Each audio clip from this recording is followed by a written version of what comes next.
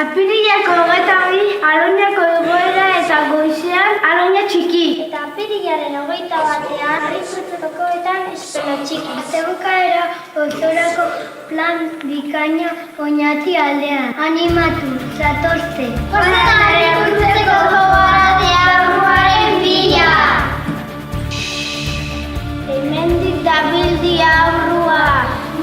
Zaratak entzuten dia.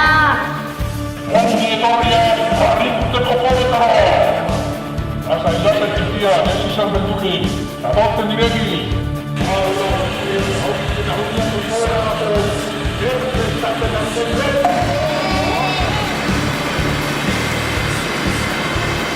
Zer ari ote da aurtengoan deabrua beste txikitxo hauekin prestatzen?